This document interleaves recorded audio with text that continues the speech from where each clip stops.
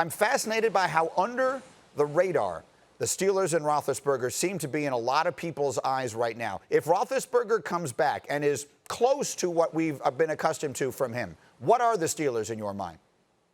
They're in a Super Bowl mix in the AFC, Granny. Listen, the Steelers went 8-8 with Duck Hodges. Come on now, like 8-8 with Duck Hodges running the show in Pittsburgh. The defense got better last year, and when you get big Ben Roethlisberger, who's going to definitely bring more to the quarterback position than what they had last year, you got to expect the Pittsburgh Steelers to be right there with the Baltimore Ravens and obviously contending with the Kansas City Chiefs in the AFC. So, yeah, Big Ben, to me, is definitely a big boost for the Pittsburgh Steelers. It was Duck Hodges and mostly Mason Rudolph, and they finished 31st in the league in QBR last year. That's second to worst, and they still managed to win 8 games. So, Domonique, if we live in a world, and you're a defensive player, and your buddy RC was saying it over and over again yesterday, defense wins championships.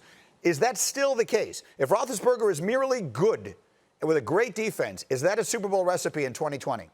It doesn't feel like it. It's not what it seems like it's been happening in recent Super Bowl history. I always love defense, and I know that defense wins championships, and I do think that defense is good enough to carry a team deep into the playoffs. But to win a championship, you're going to need your quarterback to make some big plays late in the season. This defense is going to create turnovers. They're going to cause problems, but you can't rely on turnovers. That's one of the more random things. Not all the time are you going to get sack fumbles or get interceptions, tip balls like Mika Fitzpatrick was benefiting from a lot last year. That may not happen. You could play solid D and not set your offense up to win. But the question is, for me, Ben Roethlisberger late in the season, I'm sure he looks great now. He's had a lot of time off. His elbow is recovering. My question is, what's going to happen late in the season when they're down in important games and they need Ben Roethlisberger at 38 years old? And no disrespect to Ben, but he hasn't really been known as a guy who's kind of taking care of his body to the utmost degree. He's not going to be the same Ben Roethlisberger that can shake off D linemen and throw deep passes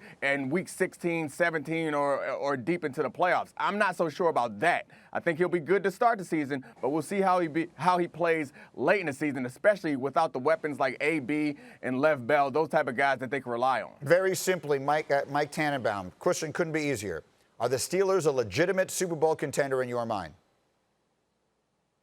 Nope, because Ben Roethlisberger's best days are behind him.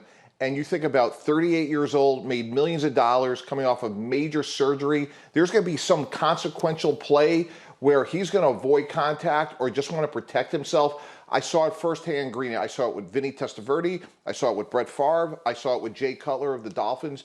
You get to a point in career, you don't want to get hit like you once did, and you got 3 young competitive guys in Joe Burrow, Baker Mayfield, and Lamar Jackson in that division. I question whether or not when there's that play on the line, is he going to try to run over a defensive player or not? And that's, to me, going to be the difference between maybe them making the playoffs and maybe being the second or third best team in that division. Thank you for watching ESPN on YouTube. For live streaming sports and premium content, subscribe to ESPN+.